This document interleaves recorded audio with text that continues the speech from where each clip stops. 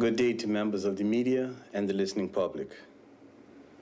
The quarterly GDP estimates indicate that Bermuda's economy continued to expand and demonstrate strong economic performance in 2023.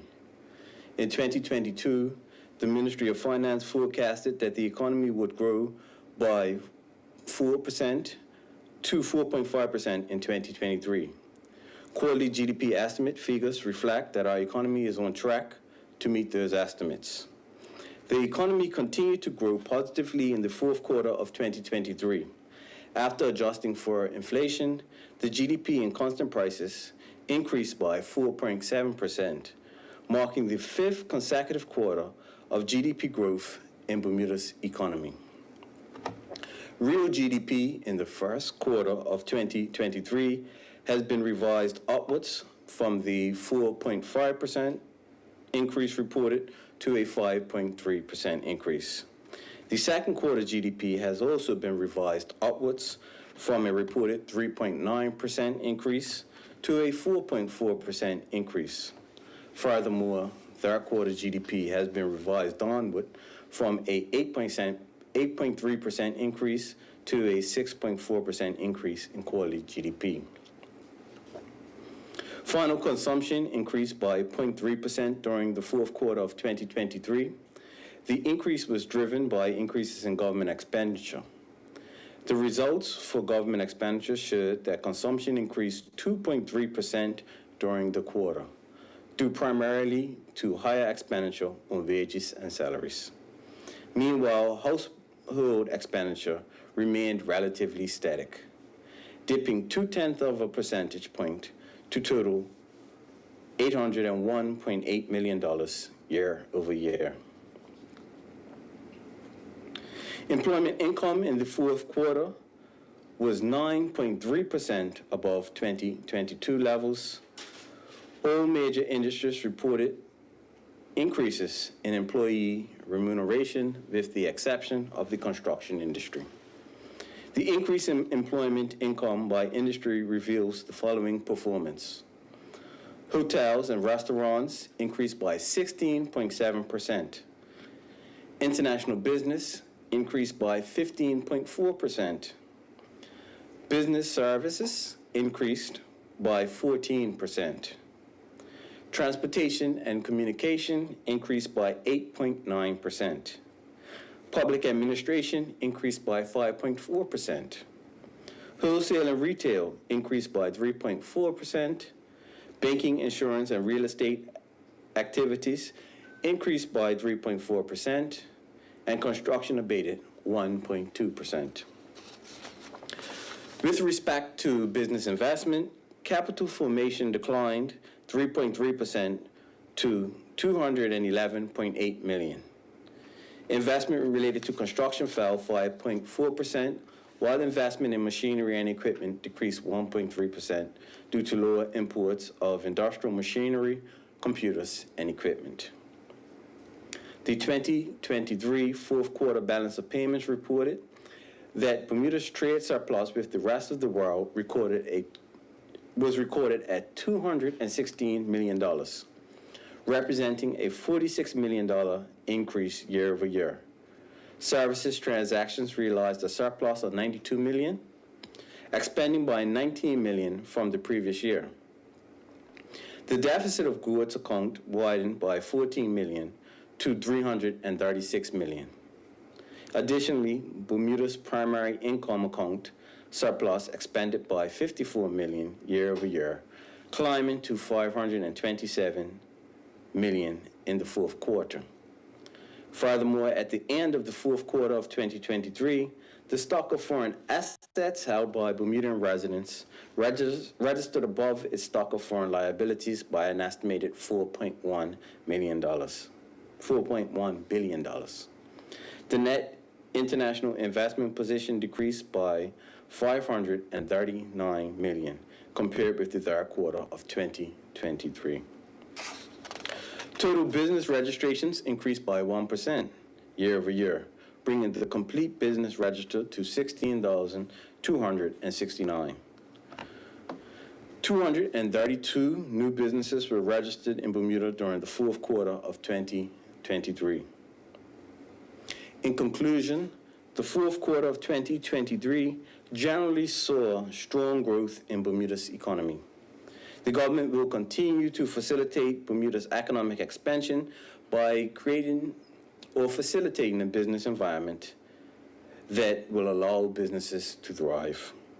The government's Economic Development Strategy 2023 to 2027 outlines the economic priorities that will drive initiatives required for our prosperous economy.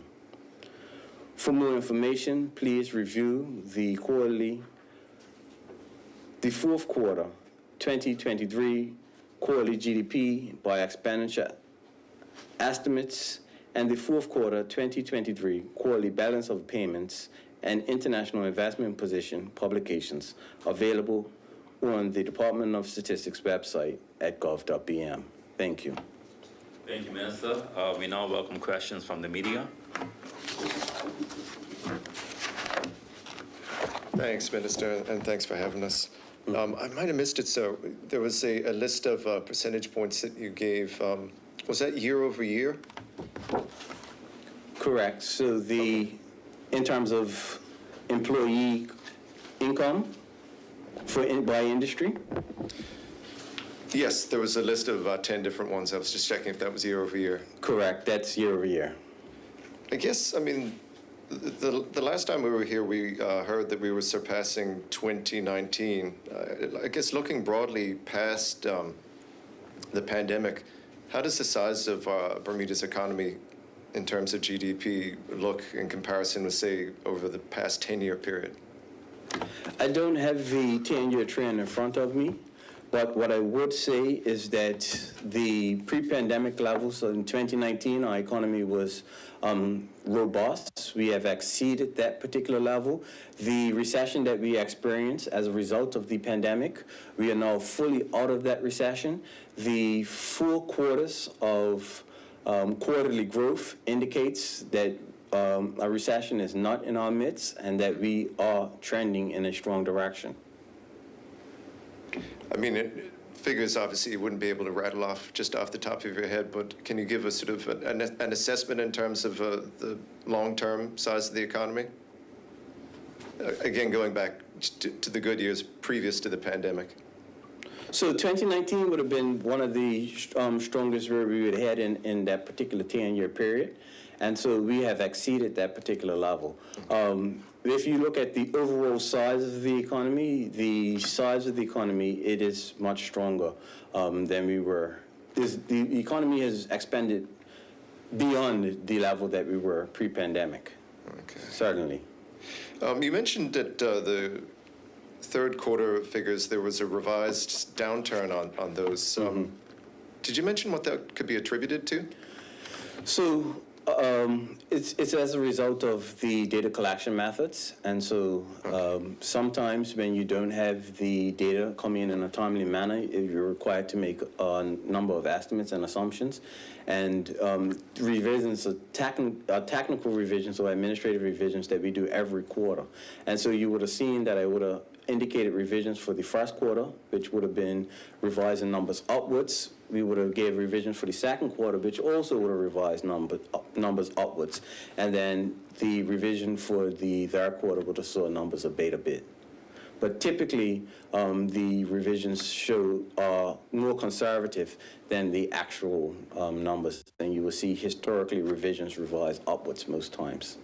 I see. I guess in terms of growth, you know, outside of international business domestically, where are we seeing the strongest areas of growth? And so the way in which the expenditure approach is actually compiled is not compiled on an industry-by-industry basis. When we release our annual GDP, I'll be able to clearly articulate which of our industries have expanded and which of our industries remain static or have contracted. In light of that, I guess I wanted to specifically ask about retail and how what's on their wish list, your assessment for how retail is doing, a big employer of Bermudians. Would you be able to speak to that in this context? Well, if you look at the trend regarding wholesale and retail as an industry, the overall economic performance is not directly correlated with the numbers you will see in the retail sales index. So you look at retail sales and you say that retail sales is actually declining. But then when you look at the historical annual GDP data by industry for hotel and retail, the economic performance isn't as bad as what is indicated in the retail sales index. And the retail sales index also doesn't give the population an indication of the profitability of the retail sector. You can have declining sales, but the retail sector can still be performing in a profitable manner. A bit tangential, but I wondered if it was possible to get any update on, we had some ambitious goals for growing the workforce. If there's any remarks you can give us on that, how that's doing. And so the best measure that we'll use is the annual employment survey data. That will be the information that we use to provide us with clarity on how our workforce is actually expended. We are doing more frequent labor force surveys. That has indicated to us that we are trending in a positive direction as it pertains to the growth in employment and also us having lower unemployment rates. But thanks for that, sir. Cheers.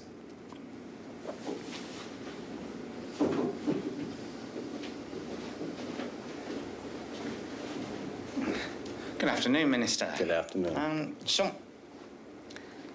you spoke about the economy being stronger than the pre-pandemic economy. Mm-hmm. Is economic growth matching the increase in the cost of living? Two separate concepts, but here's what I'll generally say. The economy is improving and expanding, but the cost of living continues to remain a challenge for both businesses and households, and we are actually cognizant of that. Both things can happen in the same period of time. You can have a strong economy, but the purchasing power of both businesses and consumers can be diminished by inflation within your economy. Inflation rate has abated a bit, but that is not what people are actually feeling in their actual pockets. And so I understand that there's a disconnect between what somebody may feel from the earned household economy, meaning their purchasing power, and the overall performance of the economy. But what you would see when I looked at the employment data is that salaries are progressing and there are more people working. But obviously, if salaries are not progressing, or in some sectors not progressing to the rate of the cost of growth of the cost of living, increase of the cost of living, then one can impact the other. Mm-hmm. Is there a way, or is it to correlate those kind of statistics to give us that kind of picture? Well, we do put out the annual CPI, and so we see how the cost of living is actually progressing in Bermuda. We have that particular data, and then we have the data in terms of economic performance. And so you can put one on top of the other, but I'm not sure what type of correlation will be made by comparing the cost of living and the economic performance. I think the more important measure is, household income and expenditure, and we are in the midst of actually conducting that survey. That survey will let us know, relative to past years, what percentage of individuals' income goes on certain expenditure items within the household, and that will give us the best measure as to how households are faring in this particular economy. And when are we expecting that? The report for the household income? I have the Director of Statistics here, and I'll just ask if there's a preliminary date as it pertains to releasing household income and expenditure data. We're hoping to have that data collection will go until at least the end of this year, because we're collecting data for an entire year to capture seasonality. And then after that, we have to process the data. So we're thinking perhaps within the first 6 months of 2025, we should be able to have some preliminary data. Thank you. So to be clear, the survey will go on to the end of this calendar year, and by the second quarter of 2025, we should have preliminary estimates as to the data collected in the household income and expenditure data, which will give us a strong indication of how householders are actually faring in this economy. Thank you. Is Bermuda's economy hinging on the success of international business? International business is a key industry within our economy and will remain a key industry within our economy. Because international business is our largest industry, certainly it has significant importance to the performance of our economy. The word hinging, I'm not sure if that's the best term to use, but I will say that our economy is heavily reliant on having a strong international business sector. Okay. The international and local finance and insurance sectors, they operate to run successful businesses and make good returns. That's why they are here. If those sectors are doing well and their success is a big driver of our economy, what part does government play in that? To what degree can you claim their success as your success? I think the success of the economy is a product of the environment that the business and the economy are actually operating in. And so if we didn't have an environment that was conducive to growth, then certain companies can't grow. If we didn't have a proper regulatory environment, then companies can't operate. If we didn't have a proper tax system in place, then it makes it unprofitable for companies to operate in Bermuda. And so there's a number of things that the key roles that the government play in terms of ensuring that we have a proper environment. When we look at the growth and expansion of our hotel industry, we see investment in place, and on the backside of that investment, they're asking government to assist with to alleviate certain taxes that they pay. What if they say that based off of the level of taxes that is imposed upon us, then we cannot invest? And so you have to ask the question, does government, the investment orders that we put in place facilitate further investment? I believe it does, and I believe that is positive for our entire economy. And so we can go industry by industry and look to see how the government actually supports that particular industry, but the government provides a suite of services that businesses actually benefit from. And it makes a conducive business environment or a business ecosystem that allows companies to actually thrive. Okay.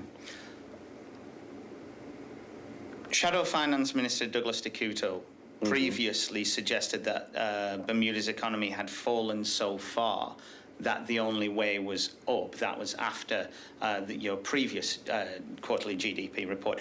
And he said that the rest of the world recovered much more quickly from the COVID economy than us. How do you respond to that? It's an incorrect statement. If I tell you that we have exceeded pre-pandemic levels, then you can't compare me to when I was in a slump, in a recession after the pandemic, because we've actually exceeded those levels, and so it is actually kind of a false measure to do that particular comparison. If you look at the growth rates projected for the developed countries around the world, Bermuda has exceeded those growth rates. If you look at the 2023 growth rates for advanced economies, Bermuda's growth rate will exceed that particular growth rate. So it's not fair to say that other countries have progressed past the growth rates that Bermuda has progressed, because the data doesn't support that. Even if you look at Latin American and Caribbean countries and just isolate that part of the world, what you will find is that Bermuda's growth rates has exceeded those growth rates. Okay.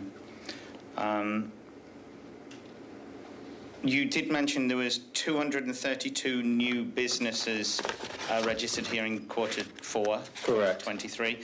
What sectors are those? We don't have them actually list of procedure I set, but I will speak What's to... international and what's what's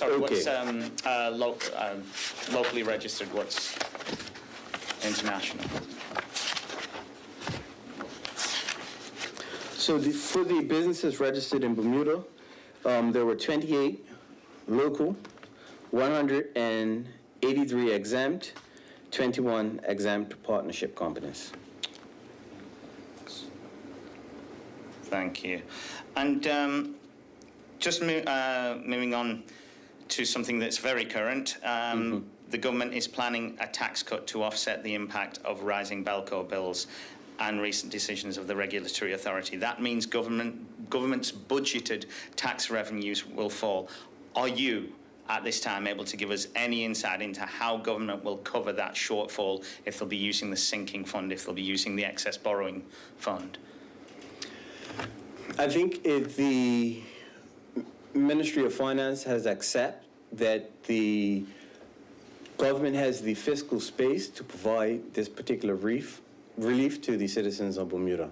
And so I think that the Minister of Finance can certainly elaborate on the source of the funds, but from a general assessment standpoint, we believe that there is wiggle room in the fiscal position of the government, performing better than actually expected, which allows us to now move forward with supporting the citizens of Bermuda by providing this tax cut. Okay, well, that may answer. I do want to still ask the question, but the OBA Scott Pearman said that the economy is not strong enough to sustain such a tax cut of up to 50% on energy. You would not agree with that? I don't agree with that statement. I don't agree that Scott Pearman has seen the numbers to make that particular assessment of government's fiscal position, and I don't accept that our economy is not strong. When we talk about our economy being strong, we talk about the industries within our economy, we talk about the expenditure, we talk about the elements that are listed in the these publications that we put out, the GDP publications that pertains to the measures of our economy.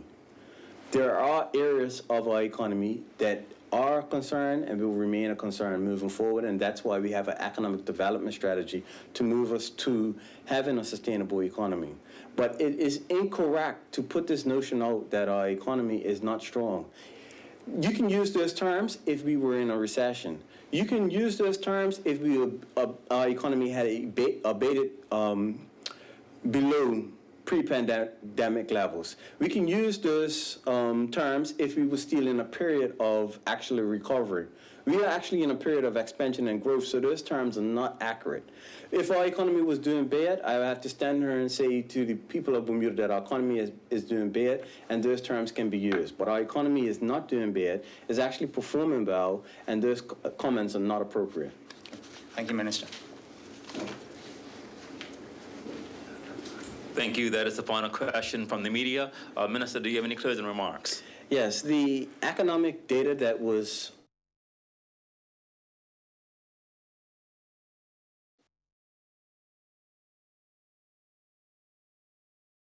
have 5 consecutive quarters of economic growth and a strong economic performance in 2023. This was GDP by expenditure. The next publication that we put out as it pertains to the GDP will be the GDP by production approach that would let us know exactly how each and every industry is doing.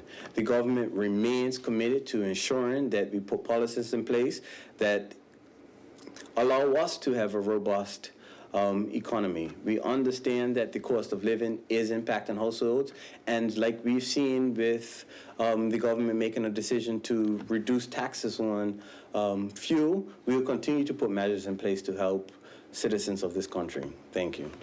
Thank you, Minister. That concludes the press conference. Thank you all for joining, and have a great day.